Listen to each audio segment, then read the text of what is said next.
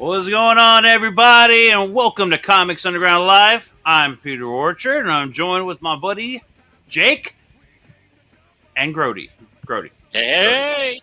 What's going on, guys? How y'all doing this evening? I'm doing good. Did you almost forget my name? No, I was like, I was trying to figure out which direction to point. Oh, okay. And I was thinking of Grody, but then I was like, wait, am I pointing up? I don't know. Yeah, usually I'm the one on the bottom, so it's like... I don't even know how to switch that shit around. I'm not all gonna good. fucking mess with that. Grody's got to be on top once in a while. Yeah, and my brain is like, by this time of the day... As soon as I said it, I knew there was something wrong with it. No, you're my esteemed guest today. You're up on top. There we top go. of the world. Yeah, top shelf. That's what I was meaning, of course. That's right. That means I'll lay back and nothing say else. nothing for a while. You know what? I've actually got some good news to start the show off with. I'm gonna make myself big real quick. This is big worthy. Not removed from stage. Solo layout. Here we go. Check this out. I have been in touch with a certain creator, and they were like, they were happy. They were like, "Wow, that's awesome that you like my book so much, and you're always talking about it. I want to send you the no longer available prequel, which is actually the sequel to Pitter Patter, the first book, which is called Delusions of Grandeur." No. He sent me the first book, and it's cool, man. It's a cool book. Again, this is a cool book. It's no longer available. I hope he puts it up with the Pitter Patter 2 or whatever he's going to call it. Dude, it's a thick book, man, and it's a fun story, and it's kind of cool because now I'm learning more about what Pitter Patter is about. So he made this book first, and then liked one of the characters in it, and decided to make Pitter Patter, which is a prequel to this book, and it makes a lot of sense, and I'm like very grateful.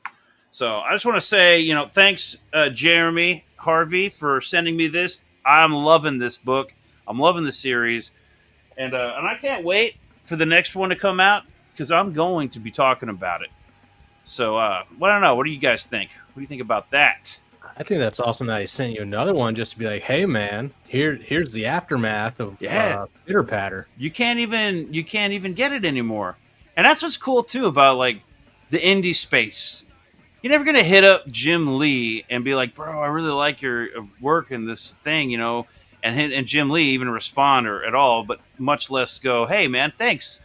Here's a copy of that." I really appreciate having a good fan. You see that in like the indie space. Yeah. Another example is, so when I was younger and I used to want to draw, I bought an 11x17 when I first learned. It's drawn on 11x17 paper. I went and bought comic book Bristol board paper, and on the cover it had, and I don't know, it's around here somewhere, but I don't want to go digging for it. But it had a cover for Canson. It was a Canson paper company. Okay. And the cover was like this comic book artwork, and it was fucking awesome. And I always loved the image. It's like this girl running away from a laser beam, dragging this alien behind her. And I was like, dude, if there was a Metroid comic, that's what I want to see the style of artwork in, Hell yeah. And like freaking 15, almost like 20 years go by. Almost 20 years. And I'm looking, I find this thing buried because I hung on to that cover. I used up all the paper, but I ended up hanging on to that cover because I always liked mimicking that art style and kind of like just, I don't know what, I was just crazy. Anyways, on the backside of it, it has Gary Smith, a cover by Gary Smith, right? And I'm like, Gary Smith. So I looked him up. And apparently he had worked for Valiant. I think he did Magnus Robot Fighter. He did like an issue or two of Magnus Robot Fighter. And he'd done a few other little gigs here and there.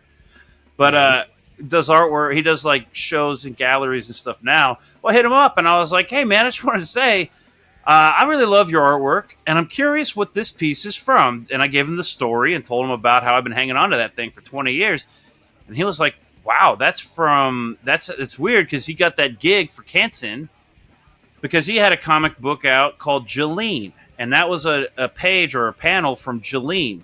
And I was like, where can I get this book? Jolene, like now I know. And I tried to eBay it. And I'm like, damn, I can't find that anywhere. he's like, "Oh, that's cool, man." And so he sent me a copy of like the couple of issues. I was like, "Holy shit, that's badass, man! Thanks again." Like Gary Smith, eternally grateful, man. I love that. That's the community. Like I love that kind of mentality. Like, hell yeah, dude. Thanks for liking my stuff. You know, I know you're not gonna ever find it, but if you like it, here's I got an extra copy for you. That's pretty wicked, man. So, like, yeah, you have any like experiences like that? You go to like a comic book convention or just look somebody up? I don't have anybody like throwing free stuff at me, but I've done tradesies with a couple people, and then Tank Ferret just did a piece for me, and I paid him. But yeah, that was cool. That was a good looking piece. He wasn't able to back either issue at the time of launching, right?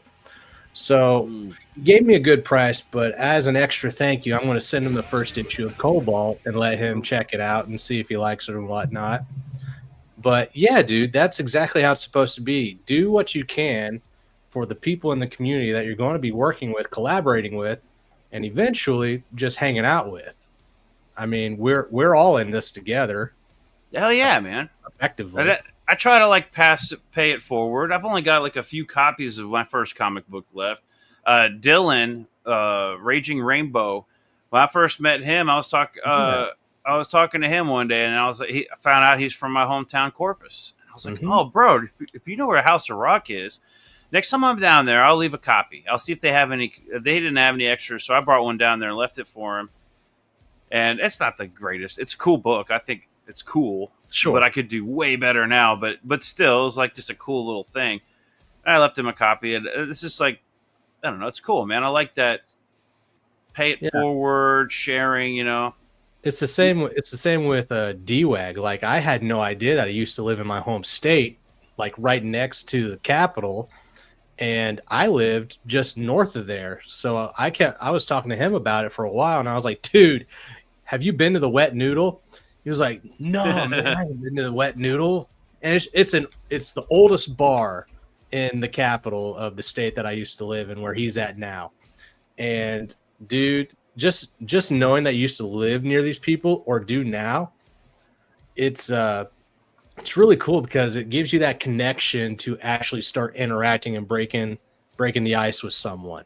Oh yeah, and you too, man. You sent me a copy of your book, and I was like, "Oh, thanks, dude. I love that. Like, your books are awesome, by the way. Appreciate it. And I want to see the next ones coming out, and I'm excited for Brother Kit. That looks cool. Thanks, man. So appreciate it. But not that's what we're here. I was going to say, speaking of paying it forward, I'm still waiting on your Pitter Patter sing along, Peter. Yeah, I know. Oh, wow. Yeah, I know. That's a lot of work, and I have been way too busy. Even with AI, like I could have AI do all that, and that's still a lot of work. So I have not been able to do anything for that yet. Summer's coming, and so I plan on putting I need a whiteboard or something where I can put all the shit that I need to get done on that whiteboard and just start doing it. But that when that comes, that'll be cool. And it might be better to wait until the second one gets closer to launching to do that anyways. Because I could promote that book all day and night right now, and it's not going to even do anything. Right. I think the Pitter Patter one is still in demand, and you'll get that book pretty quick if you go and back it. But which platform did you get it off of? I think it was Indiegogo. Indiegogo. Okay. Yeah. And when the second one comes out, hopefully he puts the first one in there because I don't know, it's a cool series.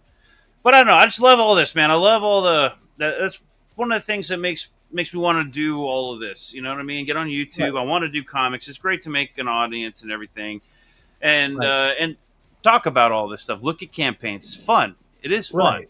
It's like last week when I couldn't make it because I was in DC, and you missed a cool conversation with Joe. Yeah, accidentally set it up to where I wouldn't be available, but I was like, well, Peter will be able to host, and that's something, and plus that helps out your channel and gets views over there and whatnot. But a 3-hour conversation, I've watched a bit of it going back and forth from work because it's an hour drive, and dude, he is passionate about Reaper Destroyer, and he's happy to talk about talk about it to anybody that's willing to.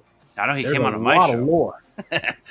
Yeah, dude. I was like, oh man, I didn't even know all the questions I should have asked him, but we had a cool conversation. I wanted to talk about Reaper Destroyer, but I also wanted to talk about I wanted to pick his brain a little. We talked about some AI and stuff, and I had an interesting conversation about AI. There's still much to be said, I think, regarding AI. I am not a proponent of AI. I'm not even one of those people that's like, well, it's coming. You might as well, get ahead of it now. Yeah. I'm not even like that. I'm just saying there is a value.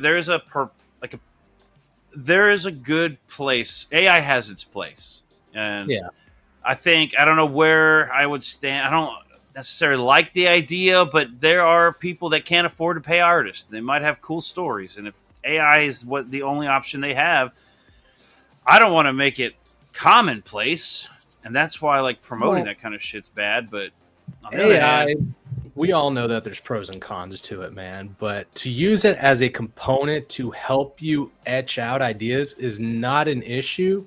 But when you have it full blown do everything for you, and you try and put up there that you're an artist or you're a writer, when you have AI doing the work for you, get the fuck out of here. You'd have to put a disclaimer like, "Hey guys, I'm the writer here, but I had to go with AI because there's no way I could afford to do it otherwise." But even then, you do that, and then you're like, "Well, if you used AI for the art, why didn't you use the AI for the writing?" Yeah, why stop there? You're ruining your credibility. So, yeah, AI is I don't know how I feel exactly. Sword, I don't like it. It is a double-edged sword. And I don't care if it's I think it's going to be a fad. I think it'll come and go. The bottom line is, guys, learn how to draw. Learn how to write. Do a good job. Like hone the craft. You know what I mean? Skill issue. Yeah, get the skills. Stop being lazy. Or get the funds to pay somebody to do it for you. Or save up, get the funds. Get rid of that Netflix a good account. artist. Get rid of that Hulu account. You don't need them, especially if you're an artist. If you're one of those artists that's like, well, I'm only charging $20 a page, it's going to show.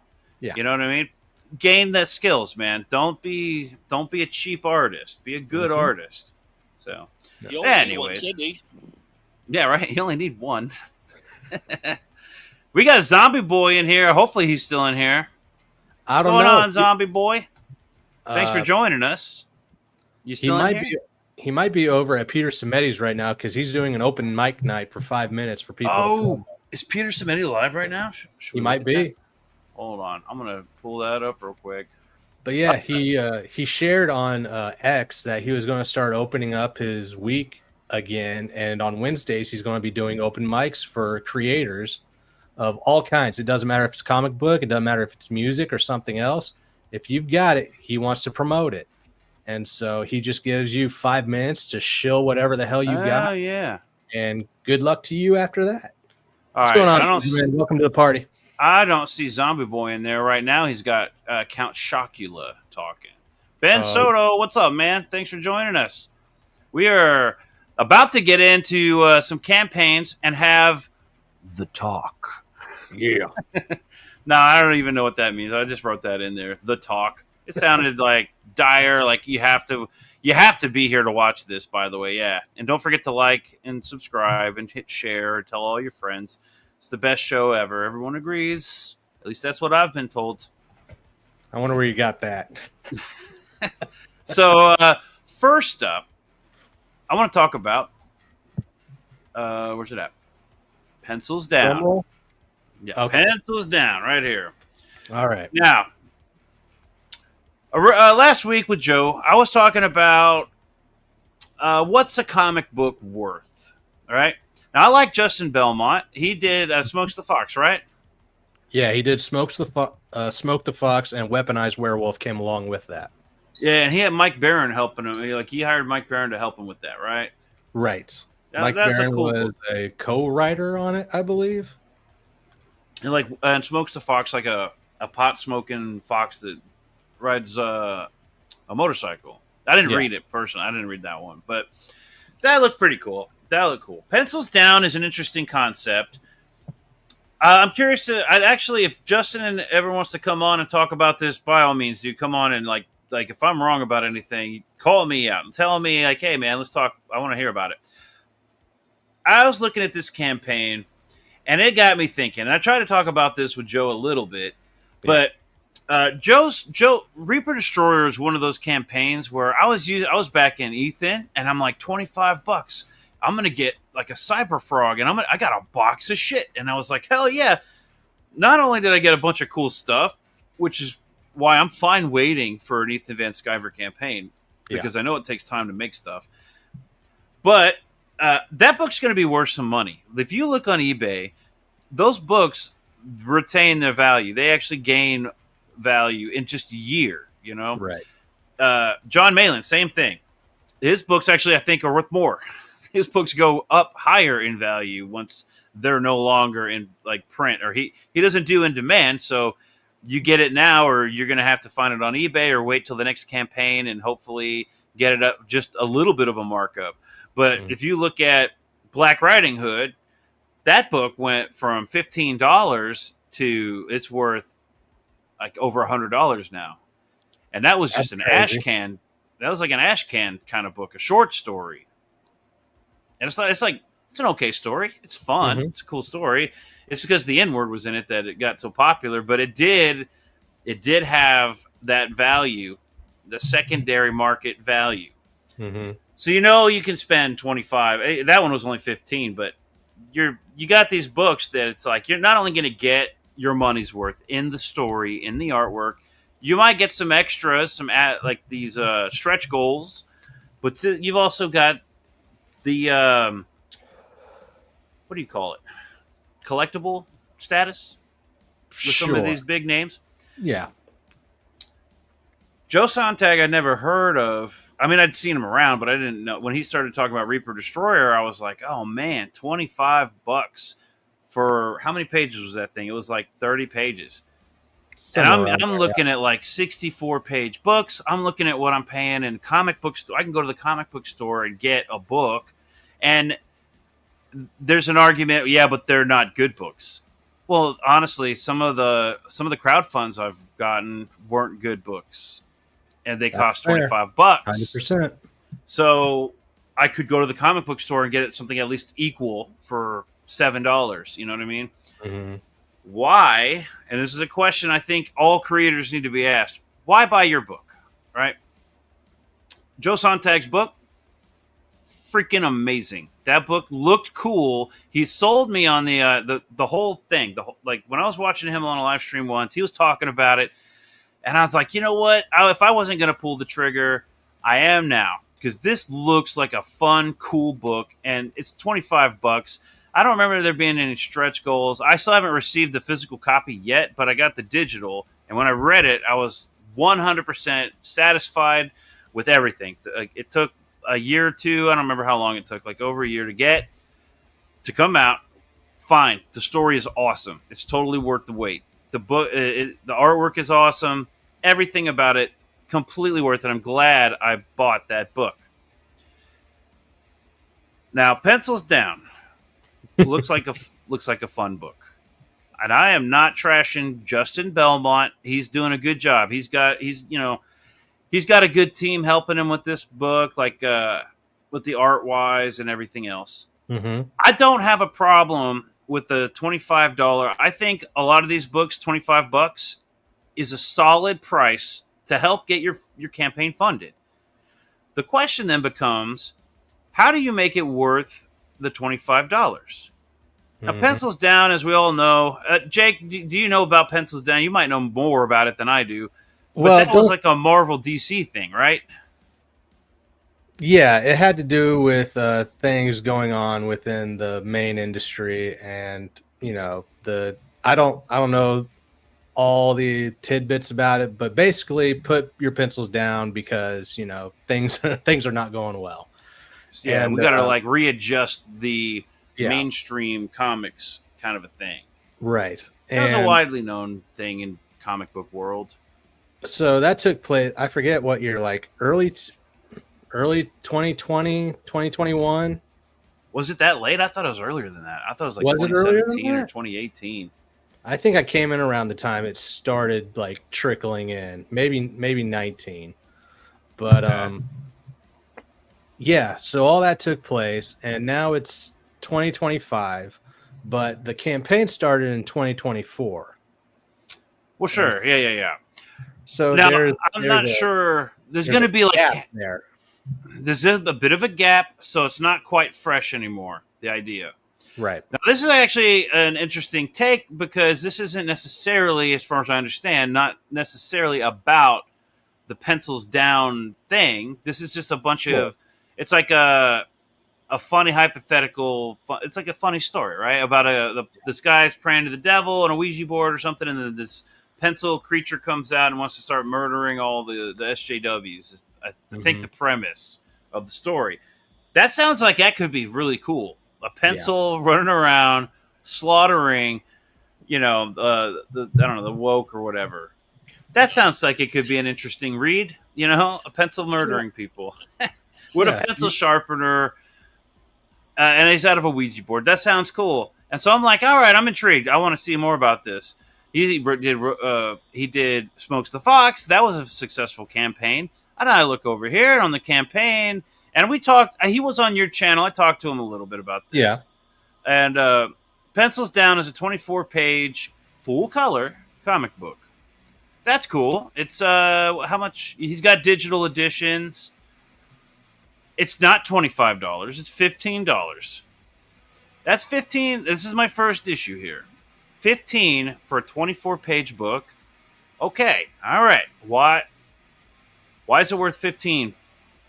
Don't forget, plus shipping. Now, I understand you can't charge $7. You'll never get funded that way. Right. So then the burden then becomes, why? How is this book going to be worth that $15? Like, how are you going to make it worth? Is the story that amazing? Is it going to be that cool? Like, maybe. Then I get to the second line here. 12-page story. All right. With art by John Dillard. I like John Dillard's art. I think his art's pretty fun. So there's a 24-page full-color comic book. And then the second point is 12-page story with Hojo and art by John Dillard. Now, I was confused at first. I thought that might have been an extra, but that is 12 pages out of the 24-page book. And then the rest is fan art. And he wanted to showcase all the fans in the art. So is a yellow flag coming up on the play? That's when the yellow flags start coming up. And I'm like, oh, man, I don't want to call that out because I don't want to be an asshole. But that's not a campaign that I would want to back. Right. $15 is cheaper, and I want to see a good campaign get funded. Definitely, I'd rather pay $25 for a 30-page story, a 40-page story. I want the story. If it's that good, I don't care about the fan art. The fan art's cool. Maybe make an add-on or something, or a stretch goal. Let's get to 30,000. What's up, Corey Barton in the house? Corey says, "Hey everyone." So here's the thing. This is the thing that when I mentioned this to Joe, Ronan Joe, he was like, "You know what, man? Books get paid if people want it, they'll pay it, right? Sure. That's fair. A book is worth what people will pay for it." And Justin Belmont has made $6,359, almost just about $6,400. That's pretty good. So that's like, okay, you know what? People want it. People want to pay it. I personally want to see more story. 12 pages is not enough for me to back, even at $15. Yeah. But if there was a stretch goal to add pages, or if there was something, you know what I mean? And I actually really like, where's it at?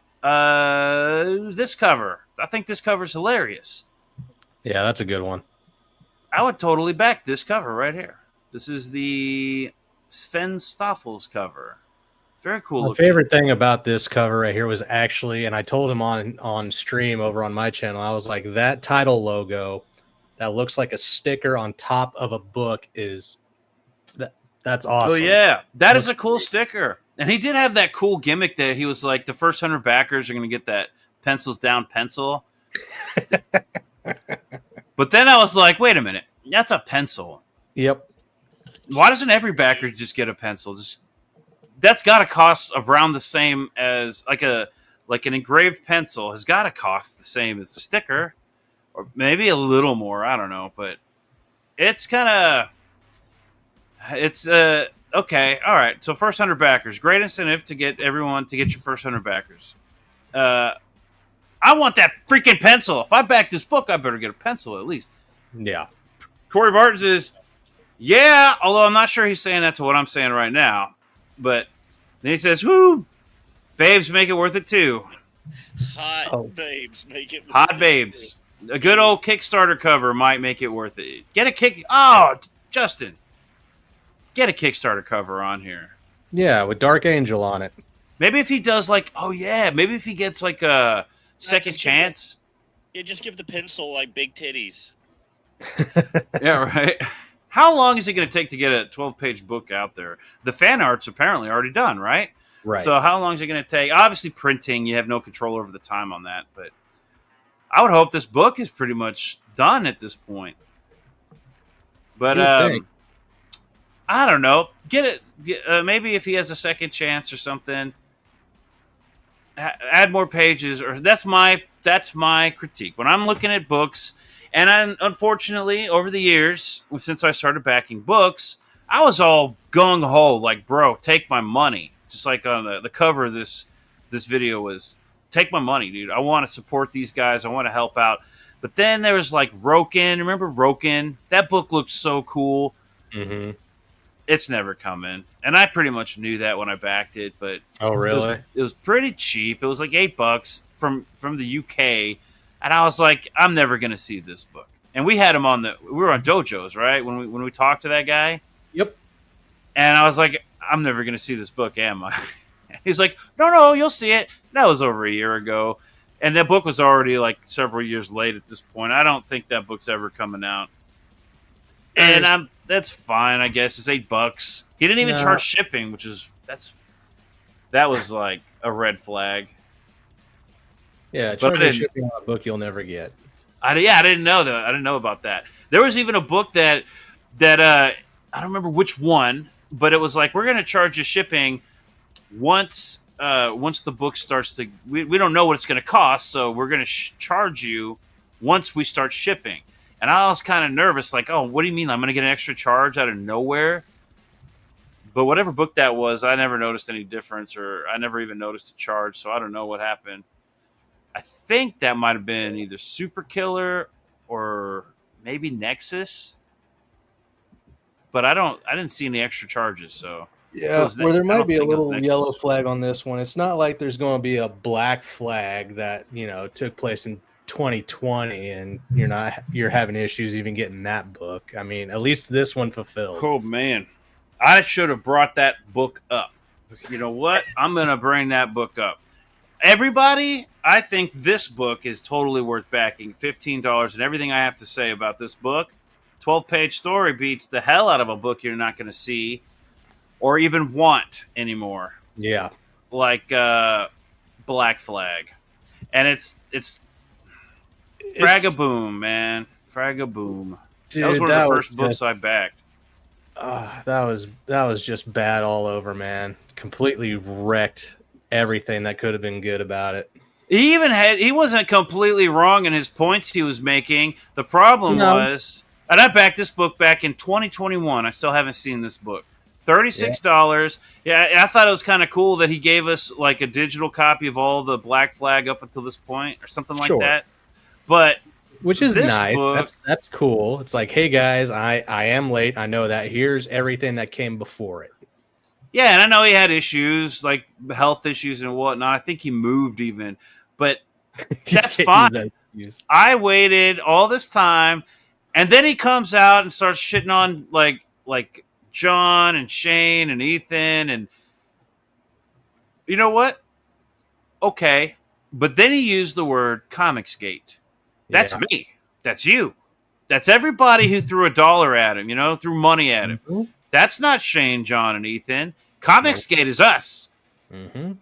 And when you start saying Comicsgate this and that, or like one of the things, he had that T-shirt that was made, or the jacket or whatever, and it said Comics Goat. Well, that was a play on the goat, the throat goat shit that he did with his children in that video. And I don't know where the brain disconnect happens when, and I'm not even going to have that up right now. I'm going to take that off. Wait, where's it at?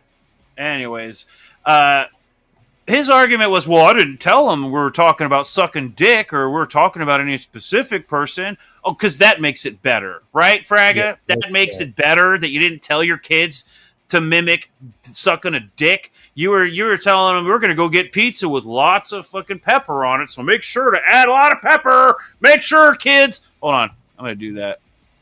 I'm going to do You that. think like anybody this. bought that shit? Kids, we're not going to go. We're not talking about sucking a dick. I want you to add lots of pepper on that pizza. That makes it better, right, Fraga? God, man, I was a big fan of him. And then his fucking video came out, and I'm like, you know what? Like, he's talking about refunds and all this shit. And I'm like, yeah, I don't want a refund. Keep the money. I've been waiting long enough. I've already fucking chalked that up. Oh, I don't dude, want I could guarantee you he couldn't even give a refund at this point. I bet all that money's gone. So Corey's like, what did he say about CG? Well, for one, he had like this throat goat shit with the Ethan and all that. And I don't even know what the hell that comes from, but it doesn't matter. It's stupid. If he's got a grievance, he should say something directly and not use this whatever. Anyways, use your kids in a video to knock on somebody is also shitty. But then to have a shirt that says Comics Goat, well, Comics Goat, that's to play on Comicsgate and the throat goat, right? Yeah. Well, Comicsgate's me. That's you. That's us. That's Corey's Ben. That's Zombie Boy. That's bullshit. Mm-hmm. So fuck all that. And then he had said Comicsgate, something or other, something else. Oh, I love the community, but okay, sure you do, buddy. That's why you came out and did all this supporting. Like, I know if you had a grievance and that grievance was stop hating on creators. If he's talking to Ethan, then why is he shitting on Sean and Jane? Or Sean and Jane, John and Shane. Why is he shitting on them? And then coming after Ethan. So, anyways. Pencils down, 100%. I'll back this book before I'll back another Black Flag. But that's another book, the example of like lessons learned on a backer's end. You know, right? Watch out who you're supporting. But now we have to watch out who you're going to support, people, because you might end up backing, like supporting somebody who's just going to shit on you in a couple of years when the book doesn't come out. And so it's another red flag. I'm not saying that about this book. Justin Belmont's been around for a while. He's a cool dude. I've talked to him. I think this campaign has some mistakes, and I hope they get corrected or something. It's funded. It's doing pretty good. There's things I would like to see, like stretch goals or something. You know what I mean? Make it worth that $15, bro. 12-page story to me is not worth the $15. Oh, and I want it to be because the character has like was this the John Dillard cover, right? Oh, I'm not even sharing it anymore. For the actual story that is laid out and presented to us, you had so much more than just 12 pages to write. Yeah, like, I don't think that story could be told in 12 pages. He could have made that so far out there with so much different stuff going on. And even if it's just a one shot, you could have totally made a full book out of it. Yeah, make it something that's worth paying $25 for. Yeah, and I think you dropped the ball, honestly. I kind of think he dropped the ball on this one. And he's gotten a lot of support, and I love that about this community because you want to support Justin Belmont. He is trying. He's doing some cool stuff. I don't know about this one. And enough about that. Like, if you think this book looks cool and you want to go support it, man. 100%. Yeah. What did Ben say? He was like, LOL, Ben. Oh, he said, isn't that how all kids eat pizza? No, that's just how Peter eats it. Yeah. Oh. Lots of pepper. You got to put it on this campaign. Oh, yeah, here we go. I'm not hating this campaign. I'm not hating, but this campaign feels like a grift. I guess that's kind of what I'm saying too, man. And you said it in the chat. You said it first, but I agree. I feel like this is kind of a grift. And this isn't the worst grift I've ever seen, if it is one, but I think that origami spaceship campaign on Fund My Comic was the worst thing I've ever seen. Damn. That one where I should probably pull that one up, right? That'd be a good one. Yeah. Is it even still available? Where is Fund My Comic? I got to pull that one up because that's not, and again, this isn't like I guess, I don't know. It's not a hate fest, but it's like, this is the kind of stuff I think I think this campaign is an example of, if people will pay for it, then it's worth it, right? It's worth what people pay for it. It's gonna take me a second to find this one. Let me pull this sheet. Can y'all see this? Okay, here we go. I'm looking for the campaign with the origami, the 3D printed origami. It's got to be on here. Was that it? Was it called? Oh, dude, what's going on? Okay, Orion. I think so. Did you see that as we were scrolling? No, I'm just thinking that was the name. Like Space Ace Orion. Katie Dids over on Comic Book Radio asking to have Pete on Good Morning Comicsgate.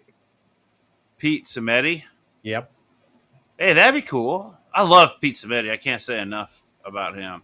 Oh, I love Pete Samedi and King Cryptid and everything that he's done at Alterna.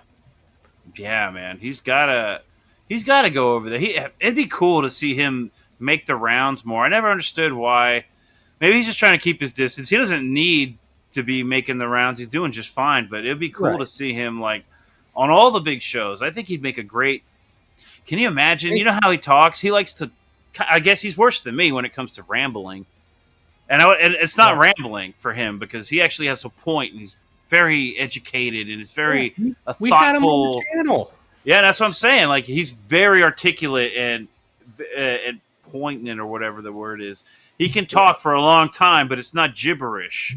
Is what I'm saying. And to see him on one of those streams with like Ethan, John, Shane, that would be kind of funny because he might out-talk Shane Davis. That'd be a shocker. I think Shane Davis would interrupt him enough to where he couldn't do it. He'd start playing fart noises, right? You'd start doing something to like throw him off. Mr. Burger was another book that I was kind of like, I don't know about that book. Yeah. It was another weird one. I don't know if it was a grift. There was something about Mr. Burger I didn't like. Right. Okay, you know what? I'm like scrolling here. I'm about to just type it in because I think you might be right. It might be Orion. Yeah, let's just type it in, see if that comes up with something. Because when we first saw this book, we saw this campaign, we were like, what the hell is this? Nah, not Orion. What's going on, Stanley? Hey, what's up, guys? Sorry I'm late. Hey, do you remember that campaign with the 3D printed origami ship that the guy dipped in paint and charged $40 for? I remember talking about it. I don't remember which one it was. Yeah, it's called something Oasis. Oasis. Oh, yeah. Okay, Oasis. Let me try that. I think you're right. Oasis. It's something. We got Phenomenova. Wait, I didn't start with an O. We're going to have to do a double beer night, boys. Double beer? Oh. Yeah, double beer night. Oh, if we're doing that, I'll be right back. All right. Well, you know what? I'll chug this beer and then I'll drink my shot. I got a martini and a beer next to me. There we go. Anyway, now this really sucks because I'm trying to find this campaign to talk about this thing, but we can just talk about it. Anyways, we were scrolling through here on Fund My Comic one day, looking at these campaigns, and I found this one, and I liked the artwork. It seemed like the artwork was kind of cool, like for a cool comic. Yeah. But the only thing that it had available was this spaceship that looked like it was 3D printed, and I don't remember how much it cost, but I remember for the original, just 3D printed without paint, it was like $20 or something. And then there was no comic book in this campaign. And the next tier was like it has a blue stripe painted on it. And it was like that's like $30. And then you want the glow in the dark ship? $40. And all I did was dip it in paint and glow in the dark paint. And I'm like, what the hell is this? How does this get past Luke Stone? Right? How does this book? I mean, not even a book. Now, to be fair, that campaign was not funded at all. And I'm like, how did this even get passed? How did it even get approved? There's no comic book. There's nothing. And I want to say it was like the first campaign by that creator. Lo and behold, we got the answer to that question later on. He came on to Jake's channel and talked about his book, which is where the artwork came from. Apparently, he had a book in the works. He was trying to make some money to get some capital to get the book going. Okay, fair enough. That makes sense. That spaceship thing was ridiculous, though. And then we come to find out the artist is Luke Stone. Is that right, Jake? Jake Stone was the artist. Jake Stone is the guy who runs Fund My Comic. His name is Luke. What did I say? Jake Stone. I'm not even that drunk. Luke Stone. Luke Stone runs Fund My Comic. He's the artist of this book. That's how that campaign got approved. And I'm sorry, Luke. Fund My Comic is awesome. That's a badass website. We all appreciate what you're doing. That spaceship campaign was a joke and kind of a dark stain on Fund My Comic, in my opinion.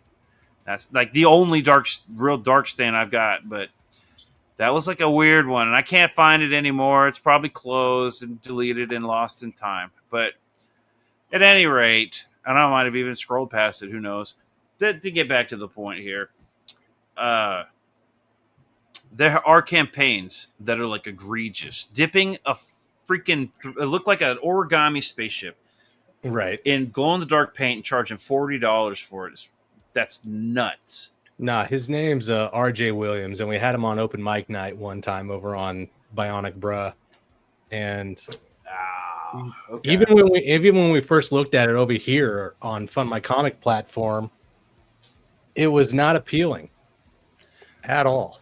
The comic book, the 3D prints. Oh yeah, the comic book itself. He couldn't tell me anything other than it's like Starship Troopers mixed with something else. No, friend, you need to tell me about your characters, what they're like. Yeah, that's a concept. That's not a story. No. And tell me what the thread is. What is going on? When we looked at the book, the artwork was okay. Like I like the artwork. It was pretty cool. The spaceships look cool. That was like fun. That was but that spaceship campaign was stupid. The comic book, when it came out, Godspeed. Good luck to you, man. Looks like an okay comic book. And I hope you get funded and do a good job. You should have done that one first, and you should have done the spaceship as an add-on or something. But trying to run it with no premise for the comic or anything like that was ridiculous. So anyways, enough. I love the idea. I do love the idea just on its surface. Like, if your comic book was, say, I don't know, like a Star Wars kind of thing or something, Star Trek. When I was a kid, dude, I used to love those little ships. Like, because, like, 80s and 90s, it was hard to get a good, like, X-Wing toy or a Millennium Falcon or like, the Starship Enterprise. Those weren't toys that you could just go and get, Like, that was a hard thing to find. It was, so if you had a comic book like that and you were able to make a cool little ship, like a Hot Wheels version of your, the ship in your comic book, that'd be cool. Yeah, those micro machines were pretty badass. And you notice how the one ship that we all wanted was the Enterprise A, not the original series Enterprise. We wanted A, the one from the movies, the Kirk movies. Yep, that was the best. They only had it available in that one big-ass package that your parents were never going to buy. They're never going to buy you that big-ass package of a bunch of tiny spaceships. That's like shit that's going to end up on the floor, that's going to get in the vacuum cleaner. Who wants that? But you can't convince your parents. Bird of prey. I had that. Yeah, we had the bird of prey. We had the Enterprise D. There was a couple sets we had. Yeah. I liked, and the Star Wars ones were cool too, man. Like Millennium Falcon was cool. X-Wing was cool. The AT-AT was cool. The Y-Wing, I was always kind of partial to that guy. I thought I had one around here, but I don't know. I might have lost it. Anyways, micro screens are cool. That's something you could put on your campaign. And actually, Stanley, that's a great idea. Like, that is an easy 3D print, and that is something that could go on a campaign as an add-on. Yeah. Have a set of them. Yeah, a whole set. Like you were saying, that set of like the different ones. I mean, because like the concept he was putting down, like I can almost kind of see it in a way. It's like he was talking about it was supposed to be like a space, it's like space fighter kind of story. Right. And if you think about something like Star Fox, that's all that is starfighters. Well, that's a good idea. Well, okay, then even like when you think about that, like when you're wanting a model of the ship, the stuff he was putting out was so generic, so blank. Like there was no detail to them whatsoever. Like, okay, that might work if you were doing like a Star Fox thing and you're doing like the original R-Wing. Because that was back when it was like graphics were super blocky and all that kind of stuff like that. Yeah. I'd buy that. I get what you're saying on that, and I subscribe to it. But with that, even you have the game. You have something that brings you to wanting that blocky model. Mm-hmm. There's nothing drawing you to want to pick up this bland piece of like plastic. I was going to say something else. Well, it did. What it was related to didn't come out first. He put the 3D prints up first and then brought the book out. That's where he messed up. Oh, that's right. I remember that. Yeah, Peter was talking about that a couple days ago, where it didn't even have anything to do with the actual thing he was publishing. Right. So the book came out later, and then his promo pieces were what do you call those things that you put on the back of your phones? Those little circular things that you can hold. Pop sockets. Whatever. Pop socket. And, so he had a pop socket, and then he had like a trading card or something with it being reminiscent of some like actress model that I don't even know who the fuck it is. And so I try not to be a jerk to sell the book more than the book. And I don't like being a. Go ahead. Go ahead. I was going to say, I'm just saying there was like no nostalgia. There's no reason to want to try and pick up the models if you don't even know what they're for. Like there's no attachment to them. Ben, that is definitely the book. Call sign Orion. But it's not on it. But it's not coming up. I'm doing a search. Call sign Orion. And it's not coming up. Did they take it down? Do you have a link to it? Do you know the link to it? Call sign, maybe. Oh my god. Explore. It's not popping up. That's the one, man. It's call sign Orion. Yeah. Call. Maybe just type in call. Call the Crimson Skies, Chrome. No, discover more. You know what? We'll move on. We'll move on from that. Okay. If y'all want to go look it up, it's call sign Orion. I searched it. And that one over the coals. It's being okay. It says he searched it and it's being edited. Fair enough. All right. Hopefully he's making some changes. If he's putting some stuff into it, there is something to be said for that. Totally agree. If he heard the criticism, I don't know if I'm being a jerk or not, like on your channel, Jake. But when I start seeing things, I'm like, wait a minute. Am I supposed to be quiet? Am I supposed to just go, this is like you're a potential customer? And bullshit. So I'm like, do people need to be aware that 12 pages for a story? Like, is that something they're going to catch? Are they going to get the book and go 12 pages? What the fuck? Like, I see it happening, but then I'm an asshole. But then I'm the asshole for calling it out. I'm just destroying. I'm shitting on campaigns. I don't want to be that guy. You bring it to people's attention, and that's what we as customers need to know is what we're buying. You don't get here's the deal. Anybody who's watching this now, if you disagree with anything that Peter says at all, just go cancel him. Go cancel his Twitter. So Yeah, cancel yeah. Just But as you do like cancel fucking him, Good luck. let 'Cause me know when you do be it. I canceled. will help you cancel him. I will be in on that bandwagon. I had to grow up with him. There are details about me that are out there. Who the as you fuck do are you? cancel this Don't go man, cancel me. Don't as do you that. do cancel him, just remember to first like the video and share it out. That's right. And subscribe. Yeah, Here's a better one. Everybody, you are not going to cancel him on your own. Send this out to all of your friends and family. Share it out to them and tell them all, hit the thumbs down and cancel. We're going to cancel this guy. We're going to get him together. You know what? I got do your have a back. job, though, right? That means I'm going to lose my job, right? If I get canceled. And then you're going to hear get me. the $30,000 I need to quit my job. That's when you're going to get one of those videos where I'm like, I show up and I'm like, good job, chat! Good fucking job! I lost my fucking job! And now I'm stuck doing comic books for a living! So you have to back my books. You better back my book! This is only $20,000, $30,000. I need $60,000, or this cancellation was it's like, yeah, fuck me, chat, yeah, fuck me. Ah! You're gonna get one of those videos. So I got another book to bring up, and this one hurts. This one hurts, man. All right, let's go. Peel off that Band-Aid. Now, granted, I'm just throwing my opinions out here, guys. Just like pencils down, just like call sign Orion, all that shit. It's just my opinion. You can come on here and tell me that I'm a dumbass, and I would, love to have you on here to prove me wrong. Joe actually made that point last week and said, hey, if people pay for it, it's worth it. And he's right. If people, if they'll pay for it, it's worth it. It's worth what people will pay for it. And I like now. So, Punk. I was pumped for this book, and I still am. I love this book. This book looks cool. I haven't read it, but I love the concept of this book. The artwork is awesome. Vasilis Lolos rocks.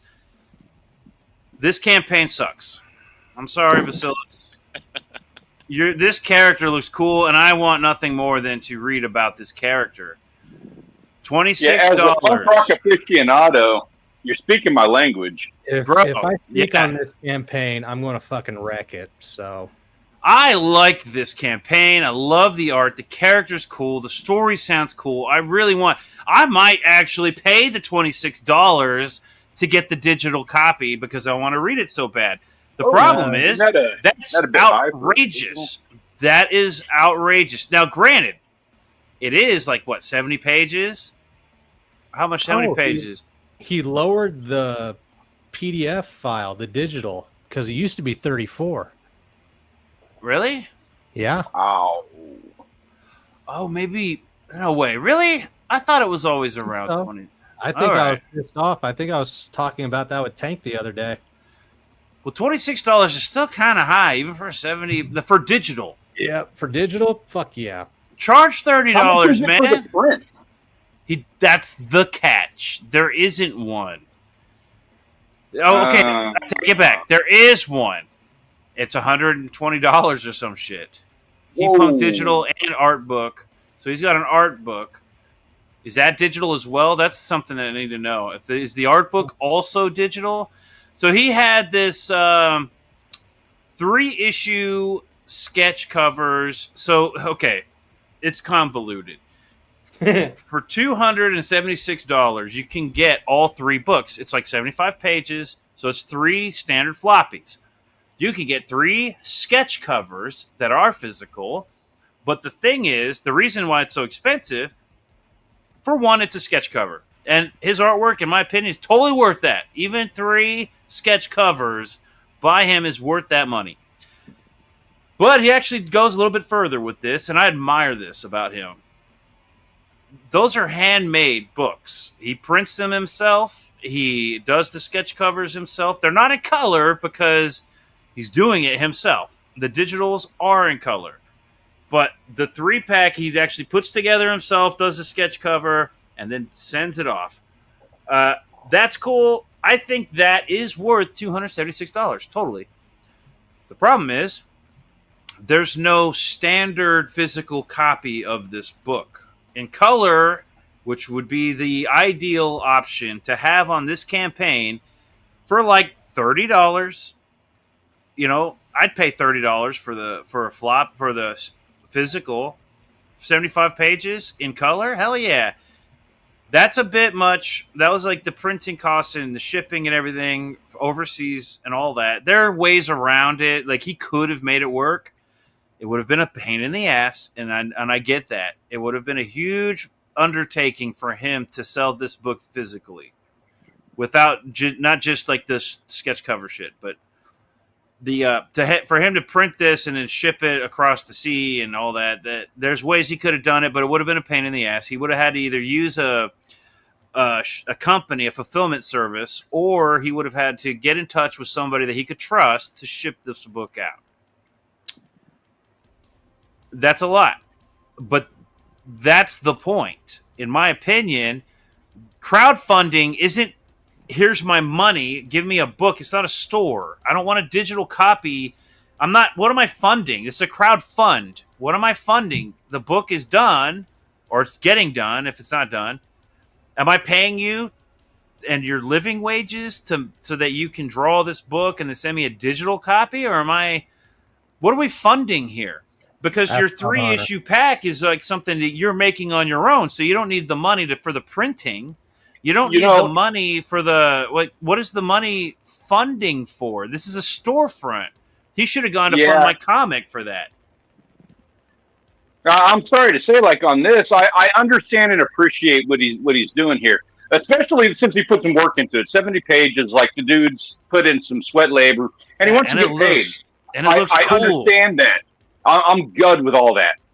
If you have to go all digital, I'm even kind of okay with this. Like, if I don't know how many issues, like how many campaigns he's done in the past. This is early in his career. This is first one. Hold on, it's his first crowdfund. He has a very established career in comics, but as far as crowdfunding goes, I think he was trying to go like easy peasy baby steps. And so I'm cool with that. I'm cool with baby steps. Yeah, but not for $120 a book and $30 digital. If you're gonna print the thing on your own, believe Vasilis, bro, I get it. I have a printer. I bought a and I like what I'm seeing here, man. I bought a special printer for this exact same thing. I was gonna do this exact same thing. But with this printer that I bought, I was going to make my own books and staple them. I got the tools to do it. Then I was like, no, I want to get it. I want to go to a printer. I want to get it. Yeah, it's not really cost quality effective. It is. You have to get special paper. You can't just do printer paper.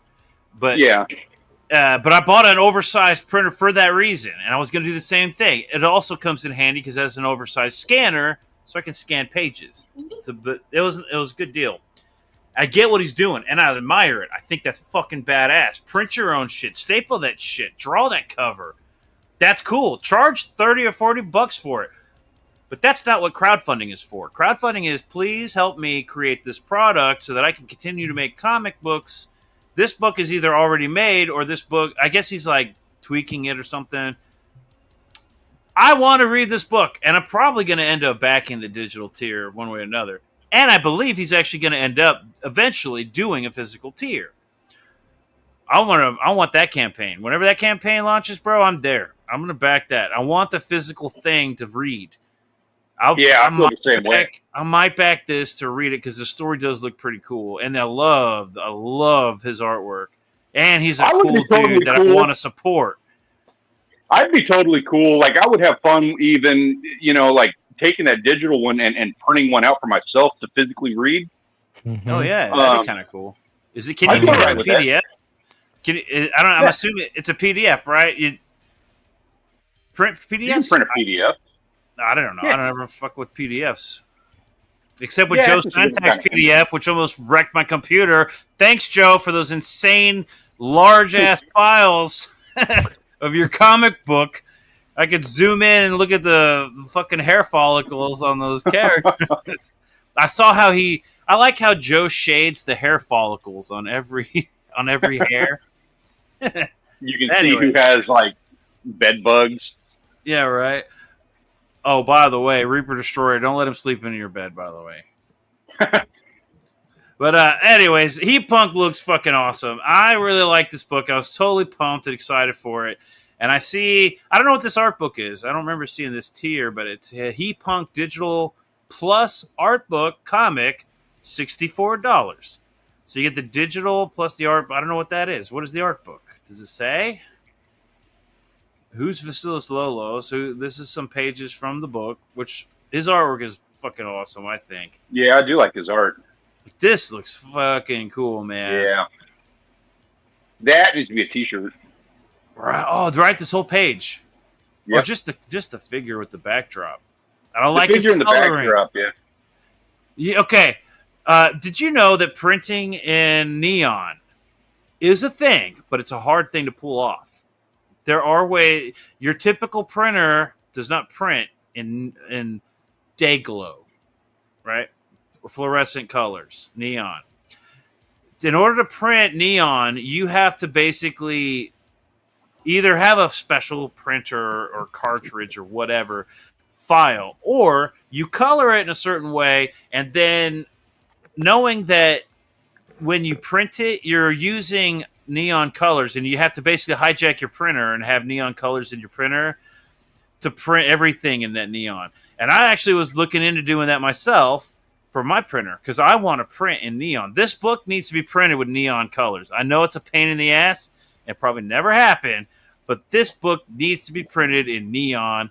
There is a way to do it. Vasilis, I know how to do it. And if you're doing it on your own, well, then I can tell you how to do it, but it's not worth it. Trust me, it's not worth the money to do it on your own. But there is a way to get with a local printer and work with them to do mass printing in neon. It is possible. I know how to do it. Hit me up if you don't. If you want to know how to do that, hit me up. I'll tell you all about it. And I've had discussions with printers, like local copy printer business. You know what I mean? Like you're not going to hit up Vista Print and say I need this, and no, or whatever. Mixum. I don't know if Mixum does it, but you can lit up a local printer and have them print in neon. It's a little tricky, and it might take a little extra effort. But man, this book deserves to be printed in like neon. Awesome, badass colors. Kind of like, I want to say there's a Frank Miller book that had that. Neon colors. Was the Yellow Bastard? It wasn't all of his books. Jake, you know what I'm talking about? For which Grody, you know what I'm talking about? Absolutely, of course. I know everything. There's been a couple books out there, like black and white books with like hints of color, and the color was neon. That's a hard thing to do in print, but it is possible to do.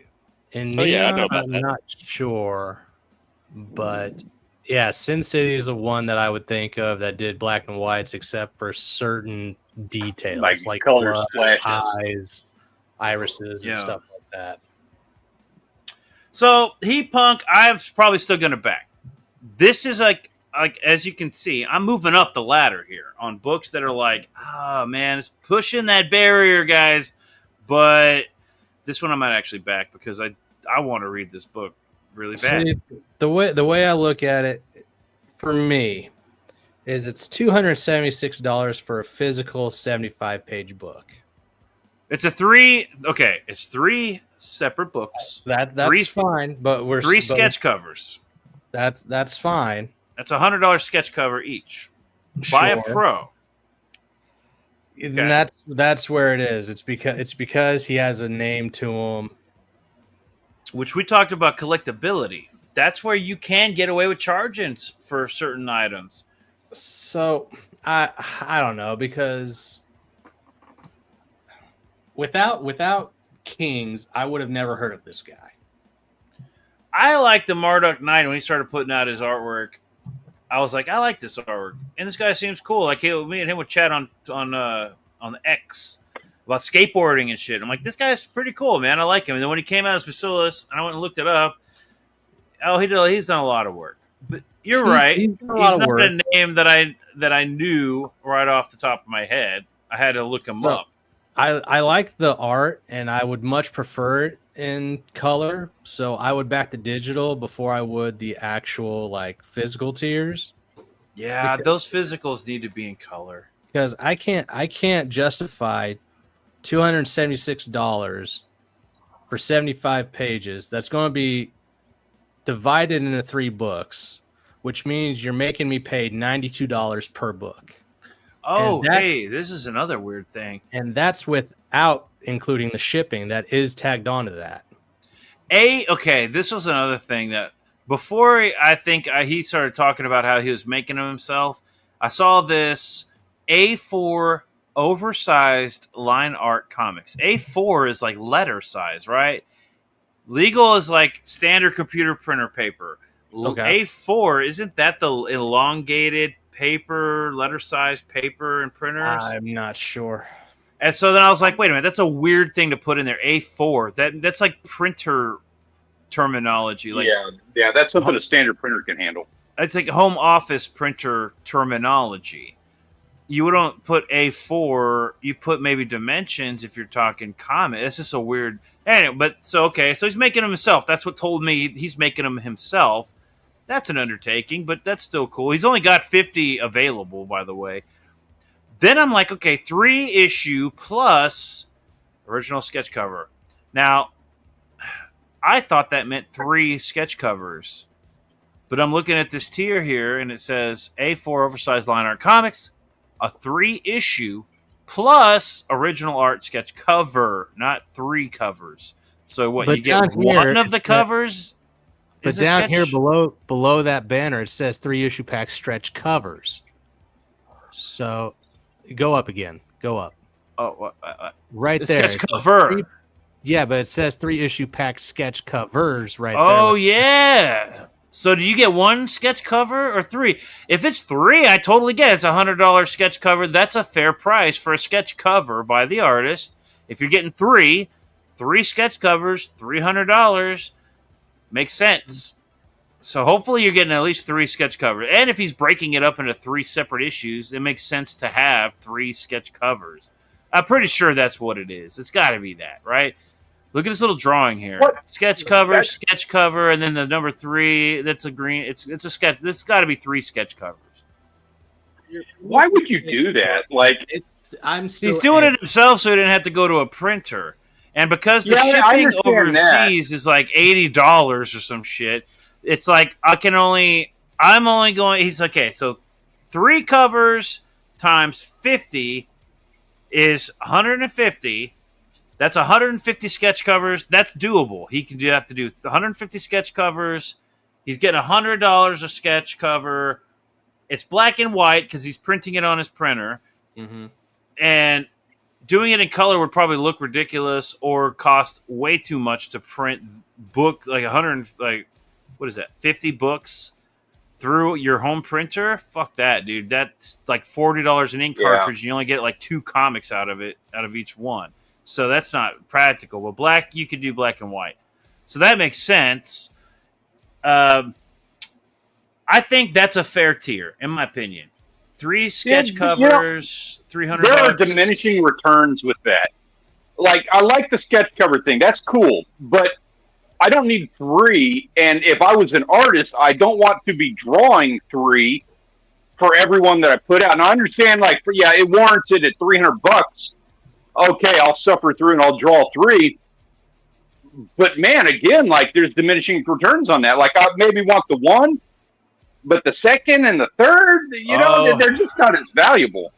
Here's the thing that I 150, that is completely doable for a campaign. 100, that's very easily doable for a campaign and not out of the ordinary. 150 sketch covers. Is not Except out when of the you ordinary. can include a $25 comic book for the people who just want a comic book.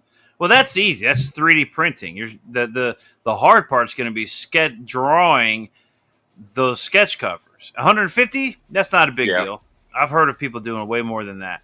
But but every one of them has an actual comic book that they're offering along with it for $25, give or take, whatever the price range. All of them. That the regular person who wants to enjoy the comic book can get their hands on. Well, okay, this is entirely premium. This is entirely the elite that can get this. But that's a separate thing. That's my grief. Is that why isn't there a standard physical tier? Why do you have to get sketch covers? And that's because he's printing them himself, and so it's not worth it for him to print it himself and only get like $20 or whatever per book, $25. No, if it's 3 books, $30 even. Let's say $30. Is it worth $30 to print? A couple hundred books by yourself, like out of your home printer. That's probably asking. That's a lot of work. There's probably a lot of taxing work on your printer, and you'll probably be buying a new printer after that. So it's like not smart to do. You just go to a printer, dude. Just go to a printer if you're going to do that. It's cheaper. It'll be cheaper than printing it out of your house. If you could pull $100 a copy, then yes, it's totally worth it to print it out of your house, especially if you're only doing 50 of that tier, which is 150 books. You could do 150 sketch covers. The problem with the 150 sketch covers is when people have the template, right? It's Ethan Van Sciver he'll do these hundreds of sketch covers. He does it from memory. He has his characters. It's the same. It might be the same or roughly similar sketch. Cyberfrog, Heather Swain's, Salamandroid. He's gonna do roughly the same sketch, but they're not like the same exact piece. He's drawing it straight up. I have seen people that I'm not gonna mention their names because I don't want to dishonor them, but they know who they are. They'll print they'll do blue lines of the sketch that they're supposed to do, and to make it fancy, they'll sketch over that blue line, and it's the same exact thing, like clockwork. Every cover, it's the same, and they might get fancy. They might use a metal ink pen or something to do that, and it's like, bro, that's cheating. That's not a sketch cover. That's whatever. A trace cover. It ended. Oh, hold up. What happened? Hold on. I missed something in the chat here. Oh, you didn't miss anything. Zombie Boy is here. Yo, Bionic Bro just got off of work. What happened, Zombie? Hey. Did you go over to Comic Book Radio? And then Bionic, Jake says, it's already over? Yep. So then Zombie says, I saw that. I'll get him next time. Yeah, buddy, you better. Yeah, man, you better get over there. Pizza Medi's awesome, dude. If you can get on his show, that'd be great, man. Mm-hmm. Great PR. And I like your sketch. Zombie shared with me what is his variant cover? Yep. For his upcoming book. Yeah, I saw. Which we're all excited for over here, man. That book looks cool. Do you want me to show it, Zombie, or do you want to just save that? I don't have to show that. He posted it on X. Oh, you did? Ah, well then I can share it. Fuck that. I don't care what you say, Zombie. I'm going to share it. You showed me the colored version. Is that on X? What did he say? He said, sure. All right, here we go. I'm going to find it. What you messaged me, right? I'm going to look that up right here in the messaging. Yeah, look at that. You're the last person that messaged me to begin with anyways. All right, here we go. I love this picture, dude. Here we go. Am I sharing screen? Yep. Mm-hmm. There it is. Subscribe hero. Sedusa. I love this. I love this, man. This book's gonna be so much fun. I'm so grateful that you're here, Zombie. This book looks cool, man. It looks like it's gonna be a fun book. The story, everything about it. I can't wait to read this book. Please tell me this is gonna be a T-shirt. Oh yeah, this has got to be a T-shirt, dude. In fact, you wanted to wear that T-shirt in public. I'll wear it to. No, I can't wear it to school. I'll wear it out in public. I should. Okay, I want to do a piece of Sedusa. I want to draw Sedusa. And I want to make her like. I'm not good at faces, but look, I don't have to. This, that's easy. Yeah, you can do that face. I could do that face. And I could draw bodies. I can draw bodies like nobody's business. It's girl faces, making like hot girl faces. I don't know what the deal is. I'm luckily still. This one's snaky, so it should be. This one will be easy. I can make that look sexy AF. Anyway, yeah, hell yeah, dude. This is cool, man. I can't wait to see where this book goes. And when okay, it's launched, right? Is it launched? Or is he in the he's in the sign up phase? Yeah. Okay. All right, when you launch, man. Oh, he ordered a camera. But he thinks he got stolen. Damn. I hope it wasn't an expensive one. Ordered a camera for streaming? Use your phone. You can use your phone for streaming. I've used my phone for streaming when my laptop's crapping out on me. Oh, $20. I do it all the time. I'm doing it right now. That's kind of what I got. I got one of those cameras. It's like it's a good camera, but it's not a great camera. It's like $20, but it's 4K or whatever, so it's decent quality. But it's not something that if it got lost in the mail, I'd be like, oh my god, I'm broken. I'm dead now. You know what? Cameras are overrated. Zombie, you send me your address. I have my old camera. I can see. He wants to send you his old camera. Yeah, I have a new one from eMeet, and I have my secondary one sitting in a box over there, packed up. So you just send me an address on X, and I'll send it to you, no problem. There you go. Hell yeah, that's what we do here in this community. We help each other. Fuck yeah, dude. Now, I understand why Vasilis did everything he did on here. He doesn't want too much of a burden. He's new to this whole thing and crowdfunding, so he wants to. And Zombie says, "Sure, thanks, bro." He says, "Thanks, bro." Hell yeah. I get this whole thing. I get everything that he's doing here. I just wish that there was a physical tier. $30, 75 pages. Here it is right here, 75 plus pages. And if I have to pay extra because it's overseas shipping, I'd probably pay that extra overseas shipping. I want those books. Yeah. I might still back this book, right? This is a book that's like, okay, there's some issues, but I might actually still back this book. Next on the list was SPRINGBALL on that list? What was the deal with SPRINGBALL? SPRINGBALL?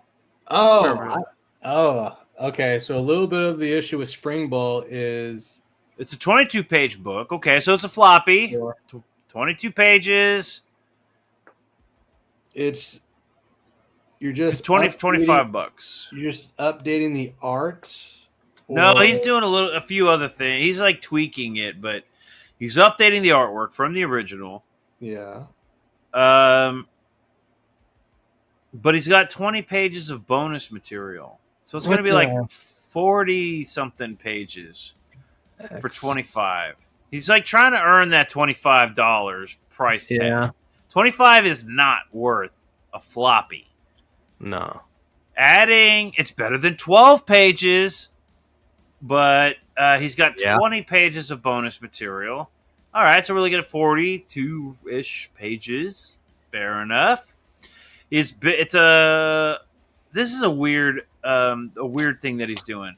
He's changing it from. What's that? Zombie, that was quick, boy.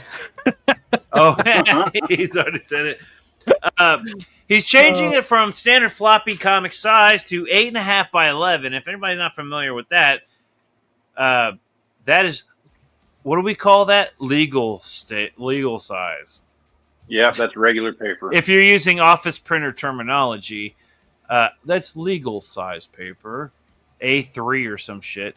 It's standard computer size like dimension. So that's a weird dimension.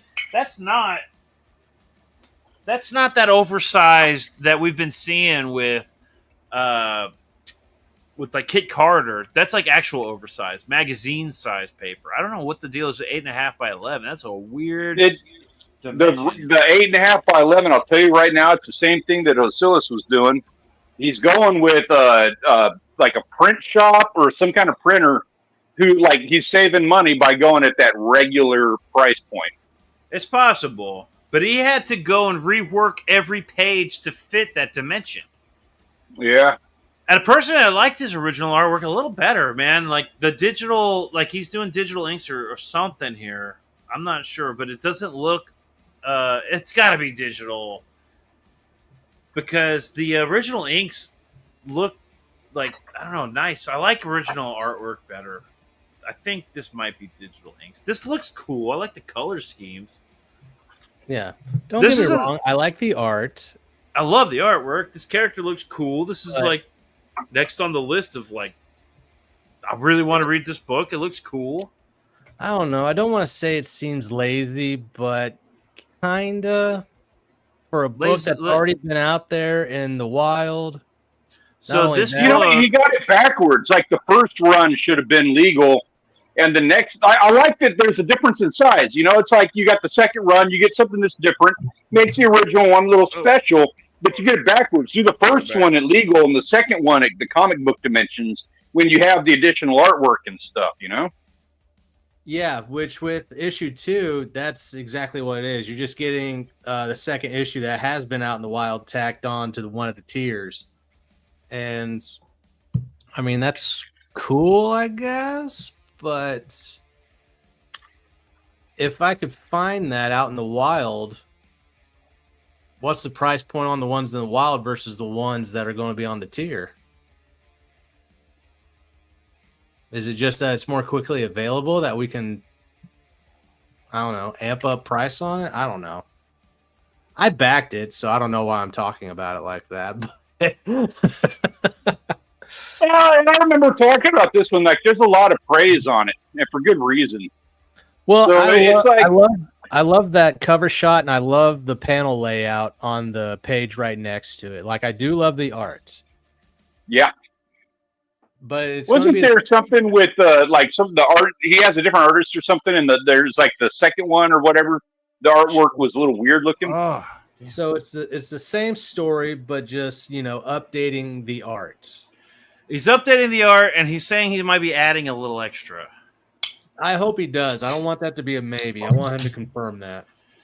Yeah, but essentially, he said he was changing a bit to make it more modern to the. He's like tweaking the story a bit, so he has to tweak the art a bit. And it looks cool, but I personally like inked, physically inked stuff. Yeah, I'm always saying digital stuff is cool, but it's too clean. It lacks. Now if you're, that's a weird conundrum actually. When you're digitally inking over physically inked drawings, cleaning up everything. That's I don't know how I feel about that. What do you think? Like, I think that I'd rather have the physical ink with all its imperfections. Clean line work from a computer, I feel lacks soul. But if it's the same drawing, shouldn't it still have the soul and the spirit behind it? I'd like to compare some of these pages. If it's the same, like I see where he's going. If that's the case, like if it's the same drawings and the original was hand colored, and he was like, think about it from his point of view. He's like, man, this looks good. I like it, but I always wanted to see what it looked like. Digitally colored, but just the absolute best that it could look. And so he did this. Like I'm kind of cool with that as a second run. This looks cool. And you know what? There was a live stream he was on, and this guy, he's freaking awesome, man. Shanth Enjeti is cool. He's fun to listen to. He's a cool guy. He's an artist. He's a great artist. I like Shanth Enjeti, and I want to support Shanth Enjeti. I think what he's doing is great. What was that other book called that he did? The artwork was fucking insane. What was that called? Was it Nosferatu? Oh yeah, Nosferatu. All right, this is completely like unique in the comic book world, and I don't think they're open anymore. And he's going to probably be bringing it up. Okay, Nosferatu, the Crypt Walker. We've talked about this book on the show before, but the artwork in this is brand new. Look at those weird, crazy Let me find a cool page to pull Yeah, up. zoom What's in this on a good one. I'm really curious about that. So this is completely unique and different than his 90s or early 2000s stuff. This isn't even the best page to zoom in on, but just for a quick example, you know what? Let me find a different example. Let me find a different example because What was there something inappropriate there?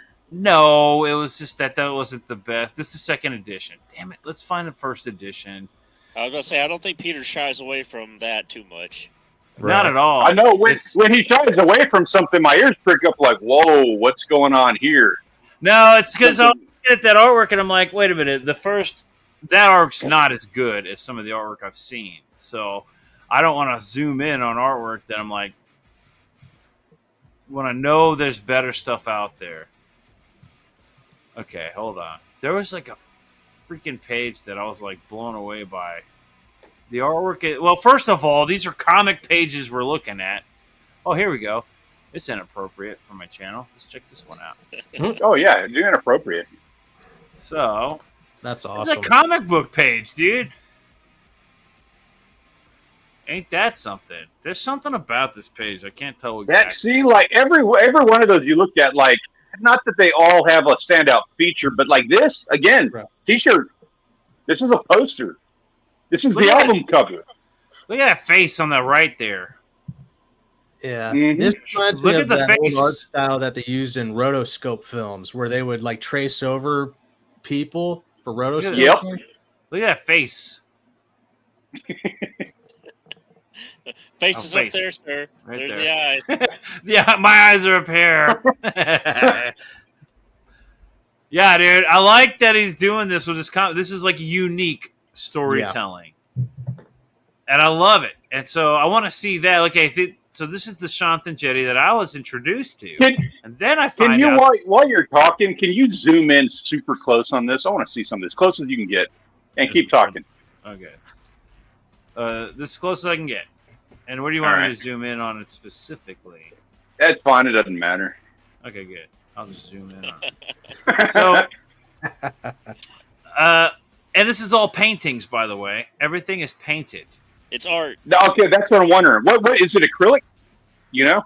I don't know. I want to say I remember him saying something about gouache, but it might be acrylic. Okay.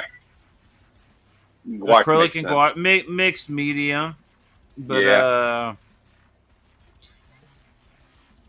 All right. So that's one piece. Oh, there was some other artwork, dude, but I don't see it here. But you get the idea. This is like a hand-painted comic book with a completely unique art style. Everything about it looks really interesting. Yeah, I love the Voynich manuscript of today. Like, zoom in on that one. Which one? This one right here? Yeah. All right, hold on. Let me... I agree. There's a lot of detail in there. Look at that. That monster's gnarly. Yeah. Oh, that faces. The monster. Oh wait, hold on. The monster. Where that? Who is that? That guy looks like somebody from like a Netflix superhero show. I was going to say Dojo's character. No way. No. Sleeping on a girl? Oh god. The girl does look like a Dojo's character. I gotta say, that Siamese, first issue of Siamese was something else. Let me tell you. That was something else. Now, but this monster right here is kind of cool. Yeah, those hellhounds and the skulls on their foreheads. Yeah. That's cool, man. That looks Dude, that's badass. And I love the contrast. I love the dark and everything. But then you have that background over there, the castle with the clouds and the hill. Dude, that's like an exquisite background. So here's the thing. This is an artist thing here. When you draw a monster, right, do you give him a blue eyes and mouth? Like, when you draw monsters, if you're dragons or something, you draw, like, flaming mouths and shit, right? It's all orange. It's red. Just the thought to put blue, like a glowing blue type of mouth, like color for the mouth and the eyes and the nostrils. That's it goes along. It goes along with the art style because he's going for dark and murky. Yeah, but that's what I'm saying. That's an artist right there. Yeah. Yeah, I agree. Your average person would either have if they need a glowing mouth, eyes, and nose, which so inside of this the outside of the shell inside is like some energy thing, right? Mm-hmm. Most people would use red, orange, maybe purple, but most people wouldn't even have the foresight to do that at all. Like powder blue. Yeah, this black and white looks freaking amazing, man. What you gonna do with that mouth? Like little red and orange? No, dude. Powder blue. Blue, bro. Baby blue. Baby blues. Like, I'm gonna blow your fucking mind with some baby blue. That's who does that? Like, just as an artist, I would never have used baby blue as like a glowing. I don't even know if I would typically use glowing like for the mouth. Like, everyone does the eyes. That's easy. Nah, you don't see nostrils being lit up, internally. And the mouth, especially, that suggests something, right? That suggests you're a dragon and there's an energy inside of your Godzilla and you're about to blow up some shit, right? Mm-hmm. Or this is a shell, like the outside is the shell of a spirit or an entity or an energy on the inside. And it's coming through the holes, which is the mouth, the nose, the eyes. That's an artist. I would imagine that creature absorbs your soul. Like, that's what it feeds on. So your soul goes into it in a blue, like, transparent mist and goes into it, and then they glow even more when it gets your soul. Well, as an artist, most people would just have the eyes glowing, right? Because that's evil. It's dark, whatever. Sure. But to have the idea that everything within the shell of this outside exterior thing, everything on the inside is like that, glowing. Even the mouth. That tells a lot about this character, this thing, this creature.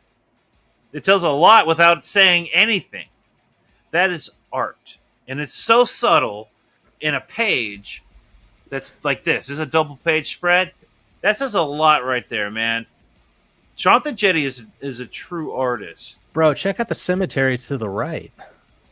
All right, let's check it out. Let's fucking dissect Dude, again, the contrast on that. The color scheme is great too, man. Yeah. All right, so we got a werewolf in here. That's two werewolves or creatures right here. We got a bunch of gravestones. What do you think's going on right here? I don't know. I love the atmospheric perspective here. You got that soft background that's faded. There's some atmosphere in between that and the foreground. I love that separation. The trees are just dead and husks of what they used to be because it's so unlively. Using the curvature of that tree to frame the image. Dude, his whole paneling and everything is fucking amazing like that. Like, you don't get shit using like what the fuck is this shit on the left here? Like, okay, so you got a guy riding whatever this dozer. He's carrying the girl on top of him. Yeah. So that thing's way bigger than we realized. Well, I realized it. That's why I said it. Shut up. So what is this weird aura, glow, fire shit that's coming off and around? Right, that's art, right? Mm-hmm. He's coming through a cave or something. Like, that's some abstract, weird, crazy imagery going on here. Yeah. And was this a bad guy wolf or something attacking it on the left? Or no, even the bad guy wolves are scared of whatever that guy is running through. Yeah. That's a hiss. It is. Yeah, and he's got this dark black outline separating whatever's going on right here from this cemetery scene. Even to the outline of the creature itself is part of the paneling. The outline of the creature is the panel. Yep. So that's fucking beautiful, man. And I the would color- imagine that tunnel is going up under the castle, and that's how he gets to it to keep away from all those other animals. he's trying to get this girl to the castle. And then Yeah. he gets to the castle. And then he's like, oh, I'm going to take them clothes off, baby. And then she wakes up and says, how dare you? Yeah, she got 2 bites on her leg. She does. And So he's he, like, he doesn't even too go for the concerned neck. about He it. just goes for Hold on. whatever. we got to figure this out. This is, all right. So he's like, I'm going to save you, my dear. And then the monster thing is like, I got you, bro. So then we go through the treacherous forest and graveyard to the castle at the top of the hill. And then we've got him, he gets to the castle and he's just like, no, I got a magic potion for you, girl. And then, like, she's very provocative right there. And then what's happening in this panel right in the middle? What is that? Is that a magic ring? Yeah. Okay. And he pours the potion, and then she snaps out of it. Is that Dayquil? Is he just giving her fucking Dayquil? And she's like drunk. Here's some water for your hangover. And she's like, my stars and garters. How did I get in this dress? Hear me. All right. This Yeah, is the artistry of Shanth and Enjeti, right? Yeah. Bringing it back, we've got SPRINGBALL going on here. Now, this is a book that this is something he used to do back in the day. He is revamping his old comic book SPRINGBALL. It looks cool, man. This book looks really cool. And I don't remember there being any real issues. Like, it's you got 22 pages of story, so it's a floppy, but you got 22 pages of extras. I personally would rather have extra story, like if he had taken his original 2 issues and put it into this. Yeah. But I guess he's going to put the second issue out later, so he just needs some extra material to explain what's going on, the revamps. Well, you get issue 2 at a different tier. No. Issue 2. No. Okay, hold on. The revamped issue 1. I get what you're saying. Okay. He has the original issue 2 Right. on its own tier. He has some copies left over of the original issue 2. Now, I don't even see it available anymore. So he's going to eventually put out the revamped issue 2. He should have had some copies of the original issue 1, but I guess he didn't have any left. And all the old issue 2s are gone. So it doesn't matter anyways. But so he's got the revamped issue 1, a bunch of extra materials, $25. 25 for 20. This, I guess, is why I had this one pulled up. We're looking at 22-page story for $25 plus shipping. It's revamped. It's remodeled. He tried to match that $25 price point, and I'll give him credit for this. He tried to give you some 20 extra pages of bonus material. It's not fan art. It's just bonus material, whatever that means. But it's skirting that line, man. $25 for a floppy plus extra material is still skirting that. But it's Shanth and Enjeti. The artwork looks cool. This is up there with, in my opinion, this is up there with Reaper Destroyer. Yeah. 100%. I think Reaper Destroyer had more story, though. I think it had like 30-something pages of story. Maybe more. Yeah, 30, 32. Yeah. So it's like, why are we pushing this bar backwards is the thing. This is the only reason I'm even bringing this up. Anybody who's like got any problems with me saying this shit, this is the only reason I've got a problem with any of this is because we were going from like 70 pages of Cyberfrog 2 to like 30 pages of Reaper Destroyer to fucking 22 pages of SPRINGBALL and 12 pages of Pencils Down. Like, hey, I got a book for you guys. Did y'all know, up and coming, it's called SJWs Are Us or something. ABG LGBTQRAIP plus LGBT. What is it? I lost it. I mean, I like BLTs, but you lost me at the other ones. LGBTQIA plus SJWs down. 5 pages of story coming at you this summer. $30, folks, plus 40 pages of Fan art. Fan art and letters. Letters from fans. Jake, I need you to write me a couple dozen letters. I'll get right Make on sure to that. send in those by letters. He means tweets. Coming at you this summer from Peter Orchard Studios. 5 pages of amazing LGBTQIA plus In fabulous A4. reviews. Thumbs down is what I'm saying. Plus 40 pages of nonsense gibberish to help up my page count. To He's make gonna it have a worth thank you Post-it page. notes that he found in the garage. Yeah. He's gonna have So- a thank you page in there saying thank you for the inspiration from Pitter Patter for giving me. I will personally put your name in the book if you back the $35 tier. I'll put your name in there somewhere. You'll have to find it because it'll be hidden, but it'll be there. Just gonna have a page where it's all just like all the 1,000 most popular names in the United States printed on it Yeah. in Bro, like two size font. I will 3D print some origami shit. I'll make an origami dove, and I'll make a mold of it, and then I'm gonna print that shit. I'm gonna 3D print it and then dip it Pretty in. print like a thumbs down. What's cooler than Like a little glow-in-the-dark coin. paint? Chrome paint. It'll be chrome. $50. Chrome origami. And that'll be an add-on on the same campaign because I ain't a jackass. I'll put it all in one campaign. Let's get this one campaign funded, folks.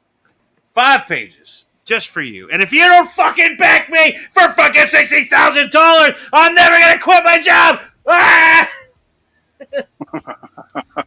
So anyways, Spring Ball looks cool. This one's next up on that tier of we're moving up the ladder here. I really want to read Spring Ball. I actually might back this one. I might back it tonight. And you probably should back it tonight if this looks interesting to you. Next up on our list and final book of the night. Where'd it go? Oh, yeah, here it is. Oh, come on, share screen, damn it. There we go. 7 amens before sundown. This is by Yeah. Tom Tuttle. Now, I've seen Tom Tuttle's name around. I did not know he was a writer. I thought he was a chat guy. But this book looks badass. We've looked at this book. This book, how many pages do we see? He had everything right about this campaign. The only problem was the price. Yeah. 44 pages. That's it. 44-page story, $25. People, This Mo Biggs got into my ass when I charged $25 plus shipping for a Cobalt 2. So how he should big was actually Cobalt say 2? about this. Yeah, I fucked up on the pricing. How big was the book? The same as the first issue, like 40-something pages. For $25? You can't say shit to me if you're not going to say it about 7 amens before sundown. Wait a minute, hold on. You had what came with that book? You had a patch that came with that book, right? Oh, Stickers? on the first campaign, a patch came with it, but also with issue 2, you got an art print, you got stickers, you got magnets. Yes. That's what I'm talking about. Stretch goals. There are no stretch goals on this book. In fact, I don't know if there are any stretch goals on any of the stuff we've looked at tonight. And that's one of the problems that I have. Stretch goals help get you funded, folks. I know it's a pain in the ass to get that extra shit in there for your backers who are paying more than the book is worth, but you need that shit to help get you funded. We're looking at books that are like $7,000-$10,000 funded on Indiegogo. Like that. This is actually, I'm looking at the Fund My Comic site here, but where it's $5,625. This book actually looks like it needs to get funded, dude. This is a book that deserves to get funded because this book looks fucking cool, man. 44 pages for $25 is really pushing the line. That's when stickers and trading cards and all that extra shit comes in handy. I'd still back this just because it looks so damn good. That's why I have it on the top of the list tonight, is because it looks so fucking cool. I will probably. This is another Reaper Destroyer. This is a book This is an IDW book. Yeah, dude, this could go in Image. Like, the artwork is cool. It's a Western zombie vampire book. That's freaking awesome. This book deserves to get funded 100%. I want to read it. I'm going to back it because I want to read this book. I want to know what it is. And 44 whatever. Oh, man, that's pushing the line, but man, this does look cool. All right, what's Ben say? Oh, hold on. First, we got Zombie Boy. He said glowing poop. Talking about the dog. Oh, we should have a glowing poop tier. I can 3D print poop. Fuck, I'll get spray foam. I'll just get a can of spray foam and I'll make everybody personalized. Mix it with some like neon paint. One of a kind. Every poop is one of a kind out of a spray foam can. And I will dip it in glow-in-the-dark paint. We'll charge $30 for it. Bam! Bam! All right, here we go. Ben Soto. I ran a poll last year, and most people don't care about stretch goals anymore. They just want the book. I kind of agree with that. I agree. Like, your emphasis, your thing, your baby should be the book. Stretch goals, like, I'm not saying don't have them, but don't rely on them. It needs to be some kind of bonus once you've, like, funded and you're doing some little extra stuff. That is the point. You throw in some extra things, but you don't, like, rely so heavily on it. All right, now, when I say stretch goals are extras that come to help make that book worth the value. Like, the value of the book, it's like this. Okay, let's say I'm wishy-washy on a campaign, right? We are at a certain funding goal. This book is $25, and right now, I get the book. Oh, look at that. We got these 2 stretch goals unlocked. We got a trading card and a sticker. But we're only 1 backer away from getting another trading card or another sticker. Or we're only 1 backer away from getting everybody gets a free 3D printed model of an origami spaceship. And whatever. Right. Like, the stretch goals you want, because the more backers you get, it's like an incentive to keep it going, because when you look at a campaign, you're like, holy shit, we're already getting seven extra items added to this book, and they only need like 10 more backers to get the next extra freebie. Bro, that's like, everybody needs to go, when they see that, just go back and get that extra freebie, right? I can't tell you how awesome it feels to get a Cyberfrog package you paid $25 for, and it's got like 10 stickers in it. It's got what was it? Which one was it that came with the Cyberfrog toy? It's not a Wreck Planet. If you backed Wreck Planet for $25, he made enough money off that. He was able to give everybody a vinyl Cyberfrog statue for free. Nobody paid for that. That's something he could charge $30 for on its own. He gave them away for free. That's where stretch goals are like, let's get it to $500,000 so that I can afford to give you a free statue. There's only going to be so many. So in a few years, once this campaign is long gone, people are going to be coming in a few years from now. They're going to look at those statues and go, that's badass. Where do I get one of those? And it's like, bro, you should have been here back in 2018, 2019, 2020, whenever the Brick Planet launched. He gave them away. The fact that people are saying, well, stretch goals aren't that important, well, that's because they don't have good stretch goals, I think, for one. Because I would argue that it's up to stretch goal. Like, if they're not meeting their stretch goals, it's like the product that they're putting out is probably not worth getting to a like, point. I don't think you have that many people who are like, okay, we're 25 people away from meeting this next stretch goal. Well, not only am I going to back it because we're only 25 away, but I'm going to go get 24 of my friends to make sure that we all back it so that I can get that next stretch goal sticker. Well, here's the thing. I don't see that happening. It costs a certain amount to print these extra add-ons, so you can't just have a stretch goal at every $50. It's got to meet a certain amount, which means the book has to look good enough to get to that point in the first place. So you can't have a book that looks like shit and say, well, at $5, and I've seen this before, where it's like, here's my book, folks, at $50,000, everybody gets a free trading card. And then the book didn't even make like $6,000 or $7,000. Like, it didn't make it even close. It didn't even make 10 grand. And they had stretch goals up to 50. And so that was kind of embarrassing for them.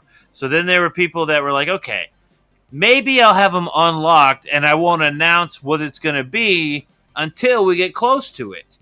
And so, but I'll have like tiers for if we can get to 100 grand, 300 grand, to whatever. I'll have stretch goals unlocked for all that shit. And that's when people are like, well, if I don't know what we're drumming up business for, I guess I get, like, if it's a smaller campaign, stretch goals is a tricky one because for smaller campaigns, that's an extra expense for your book. And I get not having stretch goals for a smaller book. But with some of these books, it's like Pencils Down.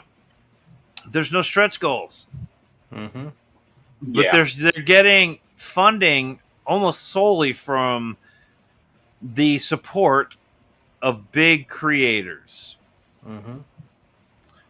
So you need, I don't know, man, a stretch goal. Like, what else is your campaign offering?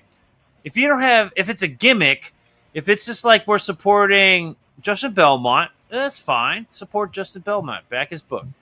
If you're supporting it because you want to read the story, well, okay, 12-page story. If you're supporting it because you're just like, oh, this is just fun, I want to throw some money at something and get a bunch of shit out of it, a bunch of stickers. I got a whole pile of stickers over here I'm trying to figure out where to put. Here's the deal. Here's the value of a stretch goal. If you have a shit product, fuck it.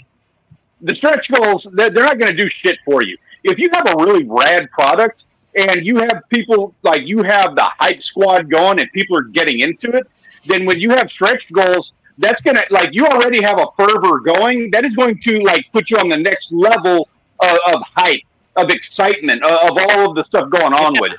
You got to have that good product there to start it off, and you got to get some fervor going, but your stretch goals will come into play with that excitement. Stretch goals are fuel, snowballs. So stretch goals are like fuel. So you got to have a product that gets up to that stretch goal, right? Because you can't just have stretch goals, like I said, if it's every $50, that's an extra huge expense you're adding to your campaign. So you've got to have a book or a campaign. You got to have a book or a campaign that is like fire, that gets you to the point where you're like, okay, I might be able to afford throwing a trading card in there. Once you can afford to do that, then you can generate hype to get that trading card.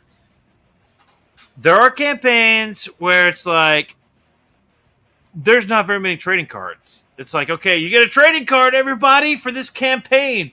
And next year, when we do the next campaign, I might have a trading card in that one as well.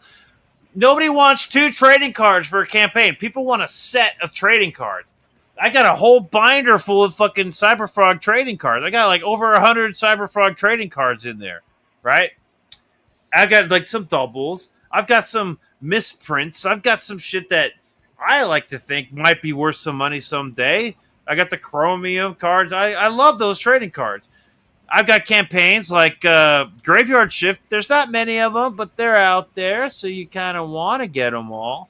I think Alterna has a decent set of trading cards. It's worth getting. 100%. You got Shane Davis has trading cards, but it doesn't seem. The weird thing about Shane Davis is that his trading cards don't seem to be like a priority at all for him. Like, he just has them, but I don't even know if they're numbered. Maybe they're numbered. I don't know. Just his cards are cool. I will give him that. His cards do look cool. He has lenticular cards. Those are pretty badass. They're a little difficult to get. I think I got one because I signed up, and I signed up for the mailing list, and then I got like some extra shit. So I got the lenticular trading card in one of the campaigns. But let's say I missed out on the first lenticular. There's no way to get it unless somebody's selling it on eBay, and then you're going to be paying like $20 for that trading card. Mm-hmm. But that actually is up there with like the Cyberfrog. There's some Cyberfrog trading cards. I've got the Rumblebee. There's a Rumblebee trading card that's worth money because it was a misprint, and so it was. He only printed a few of them. I got it. I got that Rumblebee. I'm really proud of that Rumblebee. It ain't worth shit in my opinion right now, but in a few years it might. It could be because of the fact that it was a misprint and it had the wrong number or some shit on it.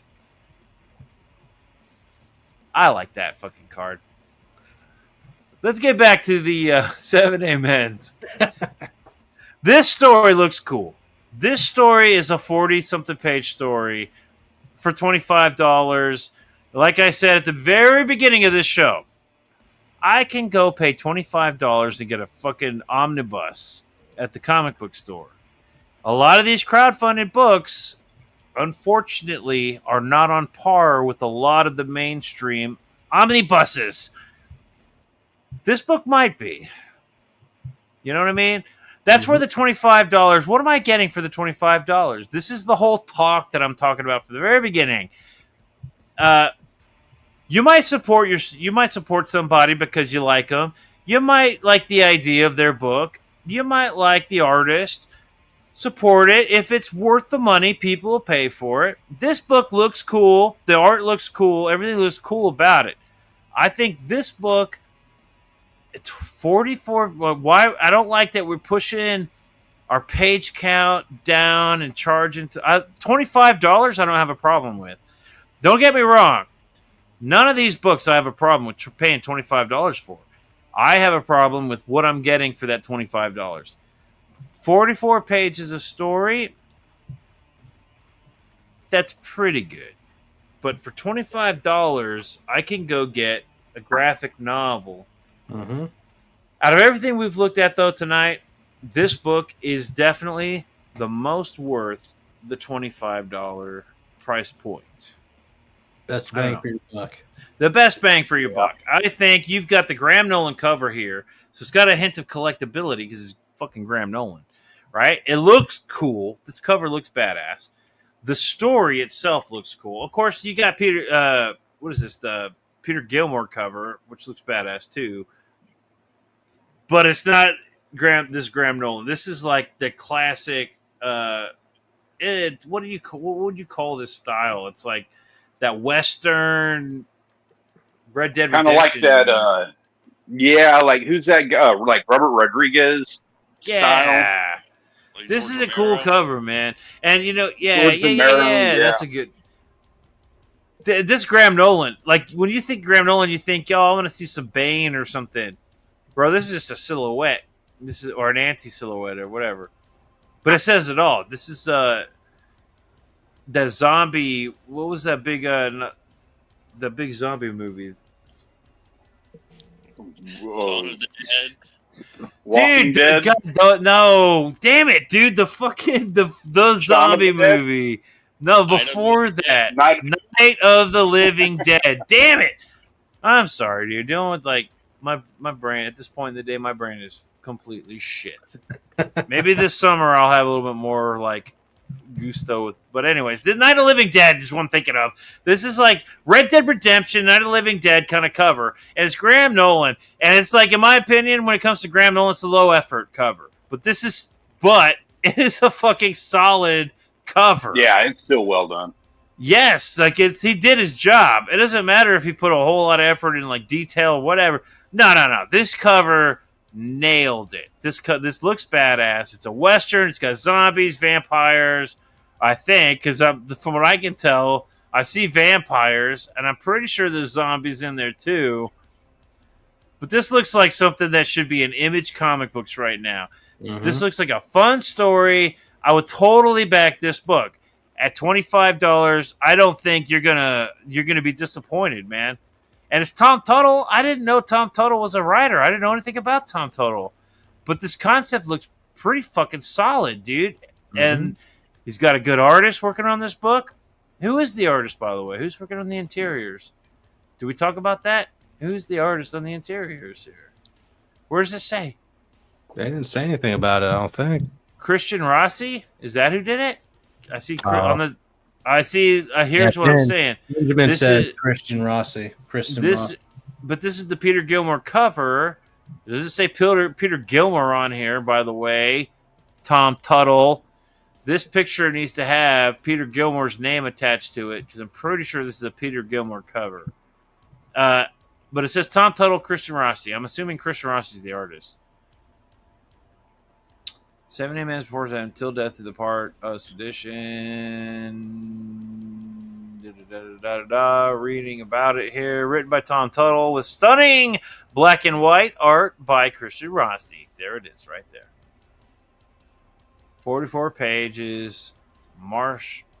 Marital themed mayhem that asks the question, till death do us part? And then what? Oh, that's interesting. That's the elevator pitch right there. I like it. Is. This is here it is right here. The Death to Us Part edition features cover art by Peter Gilmore. There it is. Tom, put Peter Gilmore's name on here. This is Peter Gilmore's cover. This is a solid cover. You put his name on there. And put Graham Nolan's name on this one. I know Graham Nolan did this. Anyway, so this book looks badass. This is out of the books we looked at tonight. The question was, what's worth the money? Is it worth what is worth paying the $25? I have no problem paying. What am I getting for the $25? Am I getting a collectible? Am I getting an amazing story? Am I getting amazing artwork? Am I getting both? What am I getting for this money? I want to support you guys. I want to help you. But then when I start looking into these campaigns and I start seeing some stuff that I question, I'm like, okay, so what is the reason I'm paying you so much for your book? And this book, I think, answers it by in itself. I think the artwork, when you read it, it's I think it answers itself. What do you guys think? On this one, I'm on board. Like, I see it. Not that I don't with the others, but it's like you said. There's kind of like diminishing value in some of the campaigns we looked at. Some of them. Yeah, Spring Ball and 7 Amens Before Sunrise or Sundown. This one here are the two that I would choose to back out of the ones that we've looked at. Oh yeah, okay. Grody, what do you think? Which ones would you back out of the ones we were looking at tonight? The four we're looking at, I like this one a lot. And honestly, the one we kind of even poked at was that Nesfero. Yeah, that one stood out. Oh, Nosfero, yeah. Nosfero. That's Shanth and Enjeti's other book. Is that even open still? No, I think it's closed. Even the Second Chance? Yeah, I think the Second Chance is closed. It'll come out again. He's going to be doing another book. I was going to say, I really do like the artwork on Heat Punk, too. The only problem would just be the price. Yeah. 26 for digital. Yeah, I'm not a big digital guy, and I'm also broke as shit, so it's when it comes to it. Yep. Yeah. He just kind of priced himself out of a whole lot of backers on that. And that's fine, do your thing, but... That's why he hasn't even broken 10,000 yet. So it's $26 worth. Is the book worth just reading for $26 is the question, right? And he's at $9,000. Awesome. It looks fucking awesome. Is this book worth reading for $26, or is it worth getting a physical copy for $30? I don't even $30. Yeah, but then you're paying shipping. $3.75. I don't know, man. $26. $30 would be pushing it for a 75-page story, but it's close, and it's worth it for a book like this for a physical copy. When you're talking about just digital, man, I don't know. Considering I'd be buying it online anyways, $30 for a 75, that's more than enough. That's perfect for me. Yeah, but then you'd be paying $15-$20 for shipping. I'd be all right with that. You just kind of I guess I say that as a broke person. But yeah, okay, but fair electricity. This is actually one of the books out of the books we looked at tonight. This is a book that I'm actually get that $26 digital tier because I want to read it and I want to read it in color. So I might actually get this. And then you know what, Vasilis, I'm going to do that and I'm going to print it myself and I'm going to construct it myself and I'm going to do my own sketch cover. Or maybe I'll print like a maybe I'll put it on Bristol board. I'll make a cover with Bristol, and then I'll send it to him, and then pay him to do a sketch cover on a personalized, one of a kind. I was going to say, it just pops so much. It's a shame you can't have it on a shelf. Right? Yeah, I agree. Yeah, that's the problem. It's like there's no hate at all with this. I wanna pay you $30 for the physical, you know? Yeah, all right. Stanley, what books were you thinking about as far as like tonight goes? Man, I tell you what. First off, Nosferatu blew me out of the water. Again, I know that's not one of the ones that's like an intentional one here, but that one was freaking amazing. Yeah, that one was really cool. Shanth Enjeti is an amazing artist. Yeah, Punk is speaking my language. I like everything about it. Mm-hmm. But there's not a tier for me. Yeah, that's a good way to put it. Yes, that's a good way to put it. That book speaks to me as well. Unfortunately, there's not a tier for me. I like that. That's a good way to put that. Yes. Yeah. Very well put. Jake? And 7A Men's looking badass, man. Yeah, 7A Men's would be another one. I think for me, I'm looking at 7A Men's and Punk. Those are the books that I might even back the digital tier on Punk. 7A Men's does look pretty fucking cool, man.